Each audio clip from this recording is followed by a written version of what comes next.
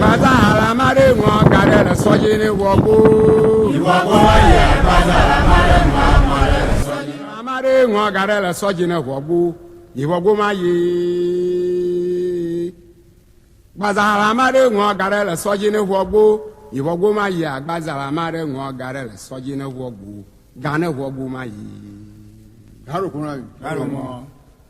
Bazala mare mo garela sojini wobu. Iwobu aye. Bazala mare mo garela sojini wobu. Iwobu aye. Bazala mare mo garela sojini wobu. Gane wobu aye. Bazala mare mo garela sojini wobu. Iwobu aye. Beautiful coastline, long white beaches with fine, gritty and coarse sand that doesn't bind. Simply put, the soil does not support agriculture. Over several thousands of years, the sea has been defined as the geography of space. Not only is the soil non-adhesive, it is also very salty. As the population increases, several thousands of people with limited livelihood support move across the west to support agriculture in other areas, whereas those who remain tend to the sea. To ply the sea, people depend on wooden boats. This is an over 400-year-old ancient structure made with wood that is clandestinely tacked together with wood to form a crescent-shaped structure that is hollow within. It is a very rudimentary means of traversing these wicked waters. The boat usually carries 6 to 12 people, or sometimes more, who travel for hours on these unforgiving, boisterous and oftentimes aggressive waves. They travel with fishing nets, torchlight and sometimes outboard motors.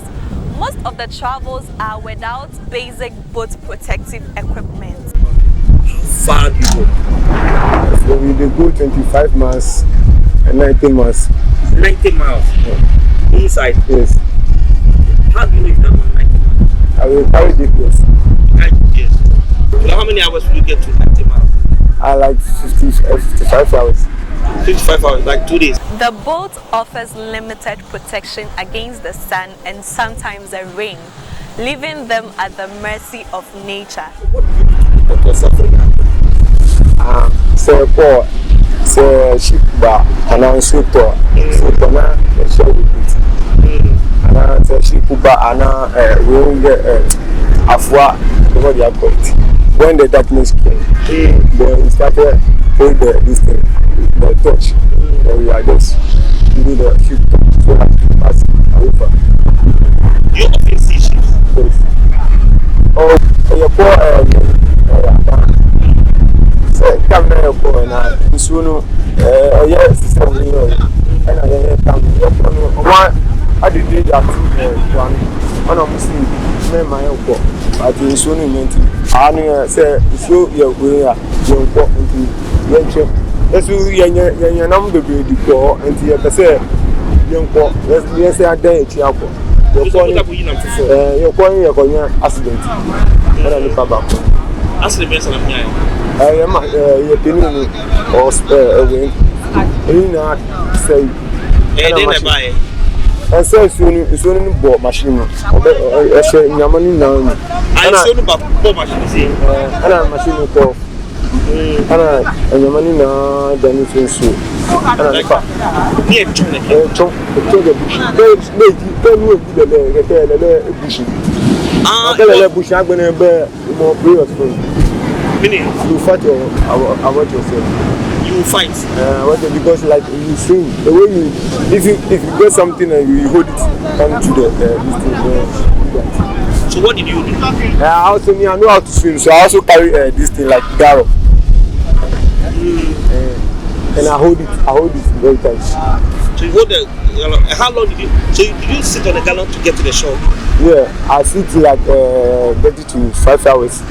When we are there, nobody too can take anything from and help us. Why? Because the way the sea was going, nobody's can help. The very nature of traveling is dangerous, and the means even make it more precarious. Survival is key.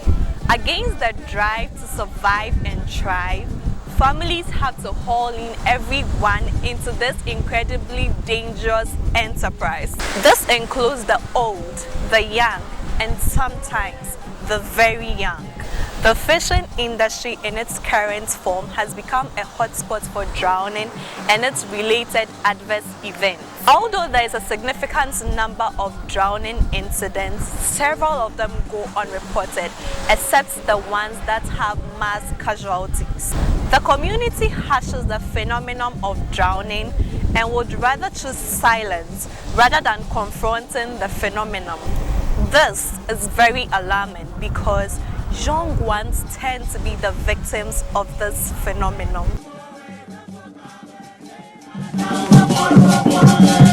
When did you start fishing? I started fishing 1958 because my father was a fisherman and a net owner and a prosperous fishing, a chief fisherman. Yeah. So I joined him during that time. When I left school 1958.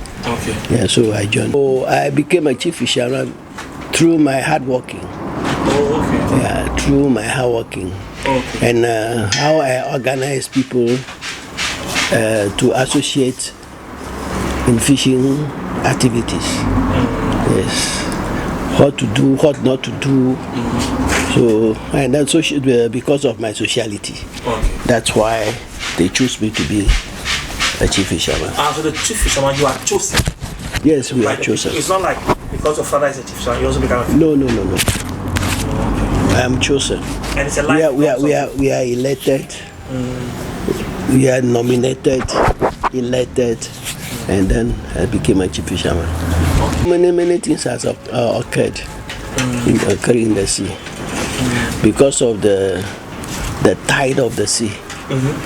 You know, at the certain times, the sea will be very, very calm.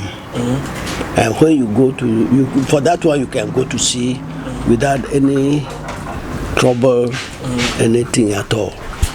But when it comes to a hard time of the sea, that is become rough. And that time when you want to go to the sea, you must be very cautious before you can move your canoe from the land inside to join the sea. And if possible, if you don't care, there will be people lost their lives, and a lot of accidents also occur, and then destruction of nets also came in. So that is what happened.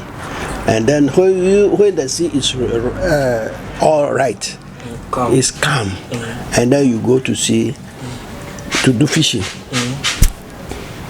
You also enjoy that you have gone to the sea to do fishing, and you get whatever you need to bring to the shore. You get it. When it is rough, it is moving speedily towards the eastern side of the this thing. You can't even if you step on the shore, the seashore, you see that the sea is moving very rapidly. But because some people say they think they are hardworking people, and then they can move their canoe to just, when they move the canoe, immediately they move even at the surface of the sea.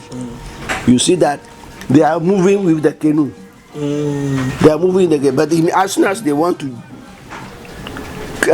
join or to climb the sea to over, then their canoe capsized, and then you see that people, some people don't know how to swim, but they try to go to the sea. But how do you not know how to swim and go to? Because of necessity. Why would they allow somebody to go on the water? We never allow them to go, but because of they think they can go and come safely. And then some of our fisher folks, they know that people don't know how to swim, but they try because of neighborhood or labor, because of labor force that they want to, they force them to join the canoe and then go to the high sea. See, that the problem is that we are being warned. We want them. If you don't, because that sea is very hot. What am I going to say? It's very serious thing. How many drowning cases have you had since? Oh, so many. I can't remember all that thing. What was the last one? Even see, when you are casting the net, yes, and coming back, we cast the net in this way, like this, coming back, but the wave of the sea can take your canoe. That heavy thing. That heavy thing can take. You see how the sea is. Yeah. Come here. That can take your canoe, and it will drown you. The canoe will capsize, and during the capsizing, if you don't take time, the canoe can hit you, and that will be your end.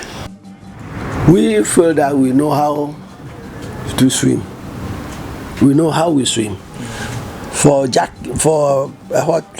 you call life jacket. The life jacket, it is those who we feel that it is those who don't know how to swim. That is what we feel it. Can people drown because of spiritual reasons? As for that, people do it for spiritual reasons. Somebody can drown because of the spiritual. If the person has done something bad. If the people have done something or do something against his fellow member, they can curse him, and then when you go to the sea, it will drown. Why don't we allow women to learn how to swim? Oh, it is only that some women fear the sea, but some women have a courage to swim. Those who have the courage, why don't you teach them how to swim? They go to sea, they swim. They swim. There's some women swim. But do they go to the sea with you people? There's some people go. Oh, okay. Yeah, some women go. So nothing stops them? No, you can't stop them. Why do people take children to the sea? We put children to the sea? Yeah. Oh, as we are fishermen, our children also liked going to sea. You see now, because of what the work that we their parents are doing, that is why they go to sea. Not anything. Okay. We tell them that to go to school. For me, I go to school, I go to sea.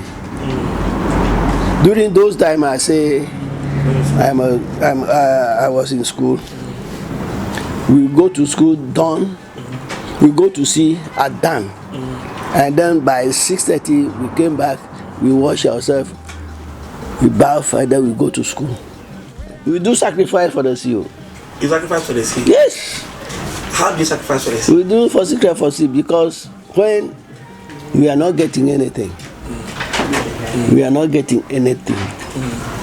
we consult our gods. You see now, we consult our gods. Even the sea, we consult it. Because there are some spirit in the sea. So we consult it. We take the seawater, and then try to understand what is actually happening before we are not getting anything. So the courts will reveal that this is what we should do, this is what we should do. So for that one, we do the sacrifices. So what do you sacrifice? Whatever the spirit there needed, that's what we do. But for human, no, for that one, no. It is now that because of this Christianity and all those things that is no more in doing.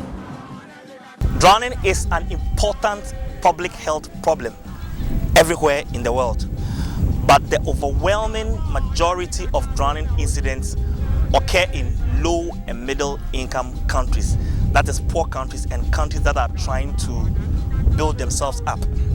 The World Health Organization estimates that 90% of the burden of drowning is associated with low and middle income countries, which Ghana is a part. That is 9 out of 10 countries. The context of drowning is often associated with survival, thriving, making a living. Now, when you look at the literature and the trend of drowning around the world, most of the evidence has come from Southeast Asian African countries like Thailand, Bangkok, where large numbers of people are known to live around large water bodies. Most of the evidence on drowning has come from Southeastern Asian African countries like Thailand and Bangkok, where people are known to live and work around large bodies of water.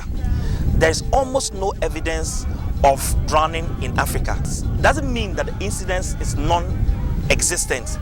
It just means that the evidence is not visible. So in places, and the little evidence we have in Africa is concentrated in Eastern and Southern Africa around the Lake Victoria area. There's almost no evidence of drowning in West Africa. I need to emphasize the point that the lack of evidence doesn't mean the lack of availability of occurrence. Rather, we have not built a systematic science or a way of knowing or a way of understanding drowning in our context. And so very little is written on